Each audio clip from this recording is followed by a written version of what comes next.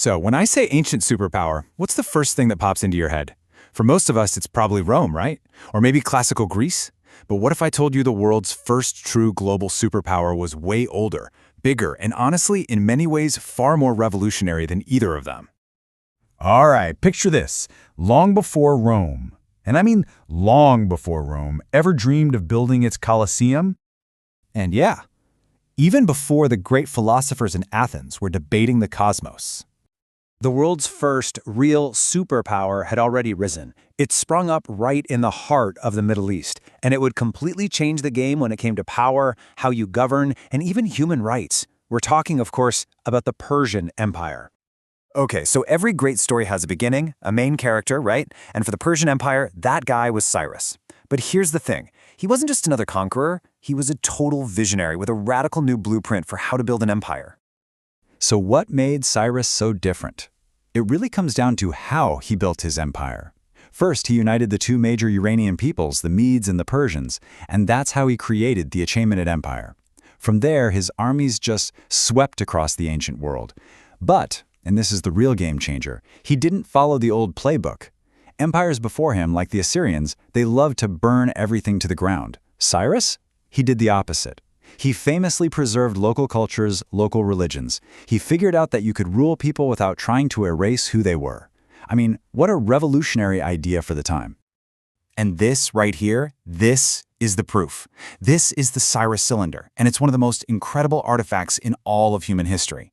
After he conquered Babylon, Cyrus issued this decree, and get this, it let displaced people return home, it allowed for freedom of worship, and it straight up abolished slavery. Just take a second to let that sink in. In an age of just absolute brutality, you have a ruler putting tolerance and liberty into law.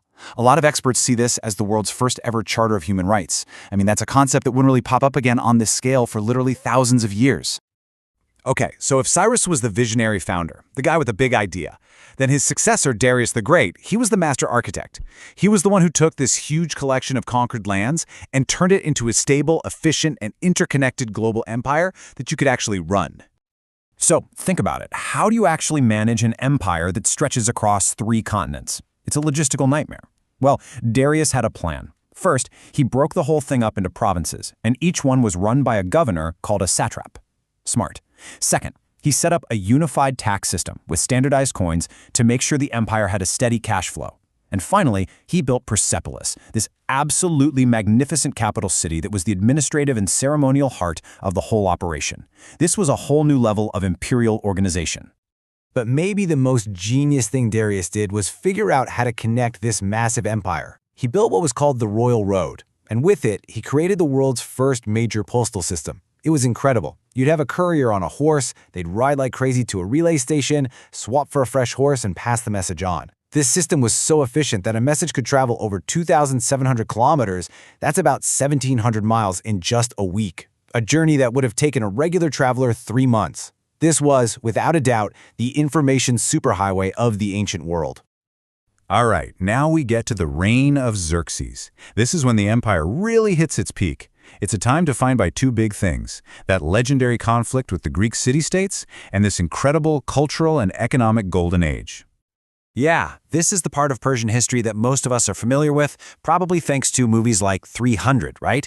The Greco-Persian Wars. This is where we get those epic stories from the Battle of Marathon, Thermopylae, and Salamis.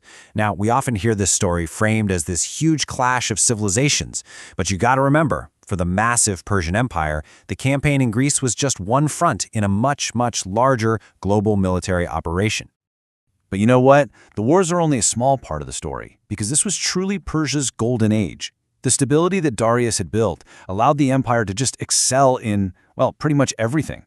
We're talking advanced irrigation that fed millions, jaw-dropping architecture, a model of administration that was copied for centuries, and diplomacy that kept the peace across dozens of different cultures. This was a civilization at the absolute pinnacle of its power. And here's a number that will just blow your mind: 44%. At its peak, the Persian Empire was home to an estimated 49.4 million people. That was 44% of the entire world's population at the time. To put that into perspective for you, no other empire in history, not the Romans, not the British, nobody, has ever ruled over a bigger slice of humanity. It was, in every single sense of the word, a global superpower. So, it was bigger, richer, and more powerful than anything the world had ever seen. It seemed completely invincible. So what on earth went wrong? Well, the end came, and it came fast. Way faster than anyone expected. But here's the fascinating part. Even as it collapsed, the Persian Empire left behind this echo, an echo that would resonate through history for centuries. And I mean, just look at how quickly it all fell apart. After centuries of being on top, the empire was brought to its knees in just 4 years. It's crazy. In 334 BCE, this brilliant and ambitious young Macedonian king named Alexander the Great starts his invasion. By 330 BCE, it was all over. He defeated the last Persian king, and just like that, the world's first superpower had fallen. But the story doesn't actually end there. See, Alexander didn't just want to destroy Persian culture.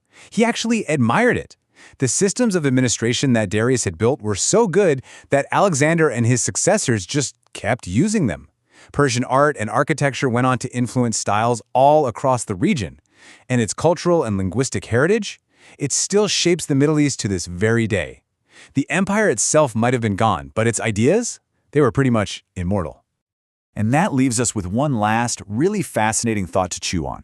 You know, we live in a world that was profoundly shaped by the winners of those Greco-Persian wars, the Greeks, and their cultural heirs, the Romans. But just imagine for a second a totally different history. How different do you think our world would be today? Our politics, our philosophy, our whole idea of freedom? What would it look like if the world's first superpower had actually endured?